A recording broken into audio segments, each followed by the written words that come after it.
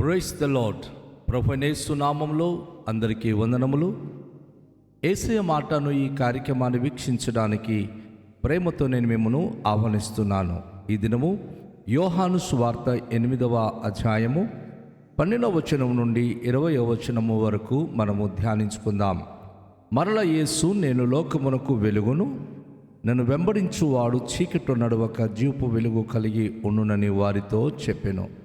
కాబట్టి పరిసయ్యులు, నిన్ను గూర్చి నీవే సాక్ష్యము చెప్పుకొనుచున్నావు, నీ సాక్ష్యము సత్యము కాదని ఆయనతో అనగా, యేసు, నేను ఎక్కడి నుండి వచ్చితినో ఎక్కడికి వెళుదునో నేను ఎరుగుదును గనుక నన్ను గూర్చి నేను సాక్ష్యము చెప్పుకొనినను నా సాక్ష్యము సత్యమే. నేను ఎక్కడి నుండి వచ్చుచున్నానో ఎక్కడికి వెళ్ళుచున్నానో మీరు ఎరుగరు. మీరు శరీరమును బట్టి తీర్పు తీర్చుచున్నారు, నేను ఎవనికి తీర్పు తీర్చను. నేను ఒక్కడనై ఉండక నేనును నన్ను పంపిన తండ్రి కూడా నున్నాము గనుక నేను తీర్పు తీర్చినను నా తీర్పు సత్యమే. మరియు ఇద్దరు మనుష్యులు సాక్ష్యము సత్యమని మీ ధర్మశాస్త్రంలో వ్రాయబడి ఉన్నది కదా. నన్ను గూర్చి నేను సాక్ష్యం చెప్పుకున్నవాడును నన్ను పంపిన తండ్రియు నన్ను గూర్చి సాక్ష్యం ఇచ్చుచున్నాడని చెప్పాను.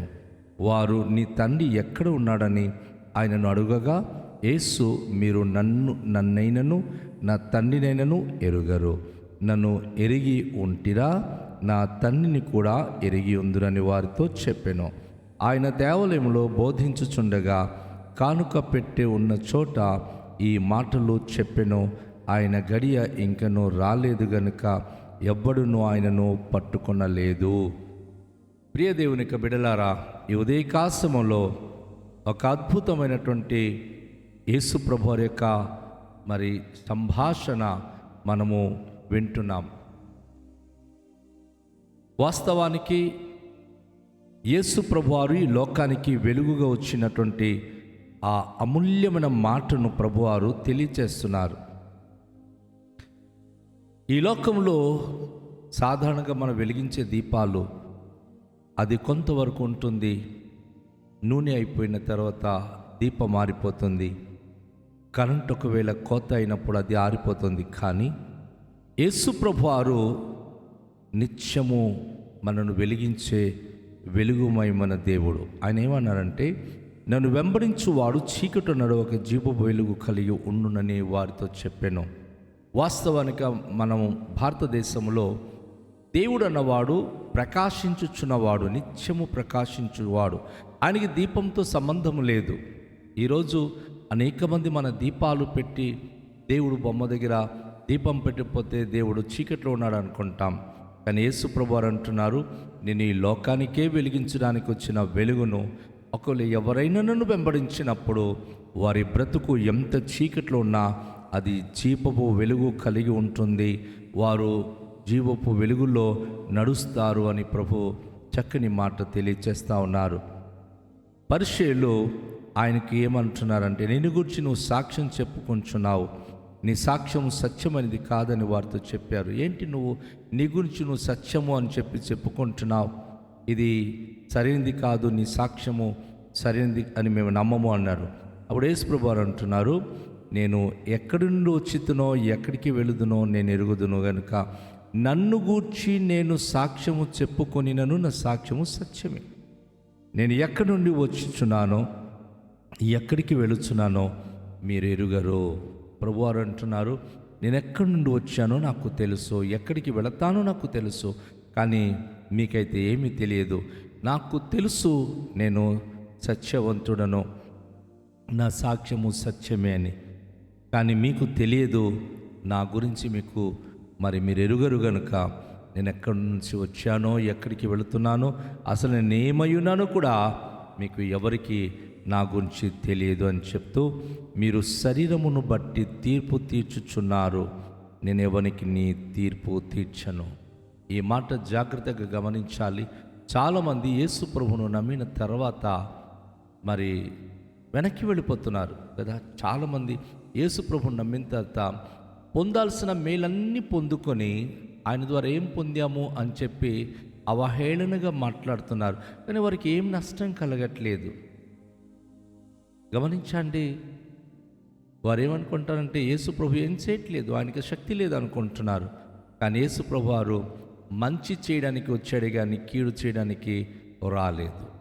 ఆయన ఎవరికి తీర్పు తీర్చడానికి రాలేదు, కానీ రక్షించడానికి వచ్చాడు. అందుకే నేను ఒక్కడై ఉండక నేనును నన్ను పంపిన తండ్రి కూడా ఉన్నాము గనుక నేను తీర్పు తీర్చినను, నా తీర్పు సత్యమే. నేను ఒక్కడిని కాదు అయ్యా, నన్ను పంపించిన వాడు కూడా నాలో ఉన్నాడు. అనగా తండ్రి కుమార పరిశుద్ధాత్మ త్రిత్వము ఏకమై ఉన్నాము.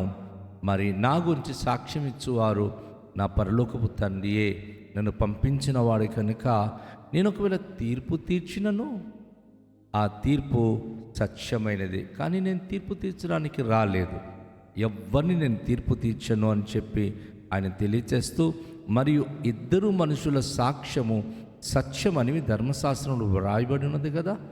నన్ను గూర్చి నేను సాక్ష్యం చెప్పుకుని వాడను నన్ను పంపిన తండ్రియు నన్ను గూర్చి సాక్ష్యం ఇచ్చుచున్నాడని చెప్పాను. ఇద్దరు సాక్ష్యాలు లేక ముగ్గురు సాక్ష్యము నిజమంటారు కదా. అయితే యేసు ప్రభు వారికి జీవితంలో ఆయన ప్రభు అని, ఆయన రక్షకుడని తండ్రి సాక్ష్యం ఇస్తున్నాడు, కుమారుడైన యేసు ప్రభు సాక్ష్యం ఇస్తున్నాడు, ఈవెన్ పరిశుద్ధాత్మ కూడా సాక్ష్యం ఇస్తున్నాడు.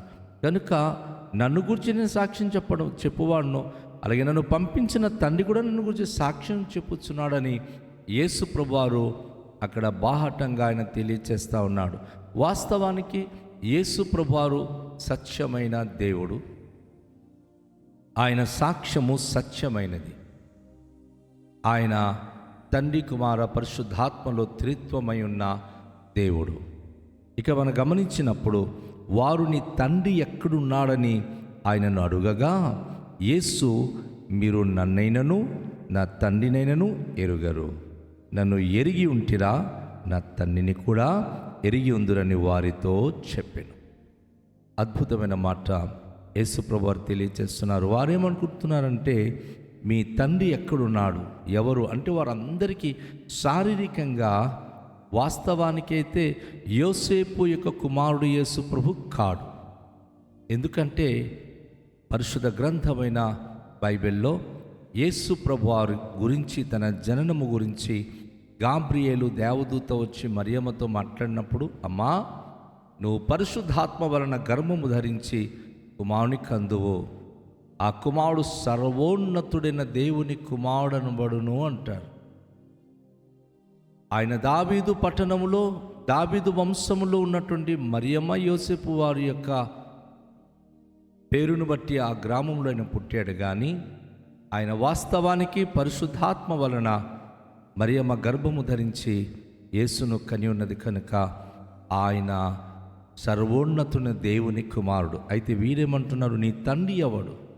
వారికి తెలీదు ఆ రహస్యము. యేసుప్రభువారు అంటారు, మీరు నన్నే తెలుసుకోవట్లేదు, నా తండ్రిని మీరు ఎలా ఎరుగుతారు? నా తండ్రిని కూడా మీరు ఎరుగరు. నన్ను ఎరిగి ఉంటారా, నా తండ్రిని కూడా మీరు ఎరిగి ఉందరు. అసలు నేను నా గురించి ఎంత చెప్పినా, మీ మధ్య ఎన్ని అద్భుతాలు చేసినా మీరు నమ్మట్లేదు. నా తండ్రిని గురించి ఎలా మీరు తెలుసుకోగలుగుతారు? ఎందుకంటే నా తండ్రి పంపించాడన్నా మీరు నమ్మరు. తండ్రిని గురించి మీకు అవగాహన లేదు. కేవలము మోషే ధర్మశాస్త్రము మాత్రమే మీకు ప్రామాణికమైన గ్రంథం అని మీరు భావిస్తున్నారే తప్ప పరలోకపు తండ్రిని గురించి మాటలు మీరేమాత్రము గ్రహించేవారు కారని చెప్పి ప్రభువారు అక్కడ స్పష్టంగా తెలియచేస్తూ, ఈ విషయాలన్నీ కూడా ఏ స్థలంలో జరిగిందంటే దేవాలయములో ఆయన బోధిస్తూ కానుకలు పెట్టి ఉన్న చోటున ఈ మాటలు వారికి తెలియచేశాడు. సాధారణంగా దేవాలయంలో కానుకలు పెట్టి ఎక్కడుంటుంది అంటే దేవాలయంలో ఆ బలిపీఠము లెక్క ఆ పీఠము దగ్గరే ఉంటుంది. అయితే ఈ ప్రజలు అక్కడ యేసుప్రభు బోధించే బోధలన్నీ విన్నారు. యేసుప్రభు వారు వారికి ఎంత ధైర్యంగా ఆ ఉపదేశము చేస్తున్నారో అవన్నీ వారు వింటున్నారు. కానీ ఆయన గడియ ఇంకా రాలేదు కనుక ఎవ్వరునూ ఆయనను ముట్టలేకపోతున్నారు. అవును ప్రియ దేవుని బిడ్డ, ఇంకా సమయము ఎంతవరకు రాదో ఎవరు మనను తాకలేరు, మనల్ని ఎవరేం చేయలేరు. ఆ సమయము తండ్రి తన స్వాధీనములో ఉంచి ఉన్నాడు. తండ్రి చిత్తము కానిదే ఎవరికి ఏ విధమైనటువంటి సంభవాలు సంభవించదు. తండ్రి యొక్క చిత్తానికి అనుకూలంగానే ఎవరికైనా ఏదైనా సంభవిస్తుంది. నా ప్రియ సోదరి, నా ప్రియ సహోదరుడా, యేసు ప్రభును వెంబడిస్తున్న మనకు మరణములో నుండి జీవములోనికి మనము దాటి ఉంటున్నాం. దేవుని ఆత్మ మనలో నివసిస్తుంది, దేవుని యొక్క వాక్యం మనలో నివసిస్తుంది. కనుక ఎవరు మనను ఏ హాని చేయడానికి వారికి సామర్థ్యత చాలదు. అయితే సమయం అయిపోయినప్పుడు దేవుడు ఎవరికైతే పిలుస్తున్నాడో, ఏ రీతిగా ప్రభు యొద్దకు వెళ్ళాలని దేవుని సంకల్పం ఉందో ఆ రీతిగానే వారు వెళతారు. మరి దేవుని యొక్క ప్రియ జనంగమా, ఈరోజు విశ్రాంతి దినము కదా. దేవుని యొక్క కానుకలు పెట్టి యొద్ద ప్రభు ఆ రోజుల్లో ఉండి బోధించాడు. నీ హృదయాలను చూస్తున్నాడు, నీ మనస్సును చూస్తున్నాడు, నీ పరిస్థితిని చూస్తున్నాడు. దేవుని పట్ల నీకున్న నమ్మకత్వము ఏ రీతిగా ఉన్నాయో, ఏ రీతిగా నువ్వు విశ్వసిస్తున్నావో, దేవుని వాక్యాన్ని ఏ విధంగా నువ్వు వెంబడిస్తున్నావో, నువ్వు అర్పించే కానుకల కంటే నువ్వు శ్రద్ధగా ఆయన మాట విని ఆయన దృష్టికి న్యాయమైనదిగా చేసినప్పుడే ఆయన సంతోషిస్తున్నాడు. ఈరోజు దేవుని మందిరానికి చేరుతున్న ప్రతి దేవుని ప్రియబిడలారా, మన అర్పణల కంటే మన యొక్క సమర్పణ ముఖ్యము. దేవుని వద్దకు వెళ్ళి తన మాటలు విని తన మాట చొప్పున జీవించడానికి తగిన నిర్ణయాలు, తీర్మానాలు తీసుకోగలిగినప్పుడు దేవుడు మనల్ని బట్టి ఎంతో సంతోషిస్తున్నాడు. మనం లోకంతో కలిసి ఉండి లోకములో లోకస్తుల వలె జీవించాలనుకుంటే దేవుని యొక్క దీవెనలకు మనం దూరం అయిపోతాం. ఇప్పుడు ఏ రీతిగా అయితే అనేక మంది పరిచయులు, శాస్త్రులు యేసు ప్రభును వారు అనేక విధాలుగా శోధిస్తున్నారో, ఈరోజు మనం శోధించేవారుగా కాక మనము ప్రభు అయిన యేసు బోధ అంగీకరించి ఆయన నడిచినట్లుగా ఆయన వెలుగులో మనం నడవగలిగితే జీవపు వెలుగు కలిగి ఉండి లోకంలో ప్రకాశవంతమైన జీవితం కలిగి ఉందుము. రండి, తలలుంచుకొని ప్రార్థన చేద్దాం. దయగల తండ్రి, మీకు స్తోత్రాలు. విన్న వాక్యం మా జీవితాలకు దీవెనకరంగా ఉంచండి. మీరు లోకానికి వెలుగై ఉన్నారు.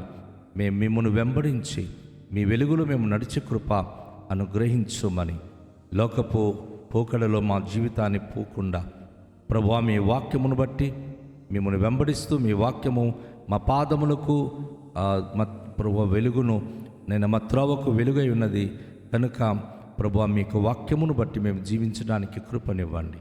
ఈ దినము మీ సన్నిధిలో ప్రతి కుటుంబం వెలిగించబడి మీకు మహిమకరంగా జీవించడానికి, యోగ్యతమైన కుటుంబముగా జీవించడానికి కృపనిమ్మని యేసు నామములో ప్రార్థిస్తున్నాము తండ్రి, ఆమేన్.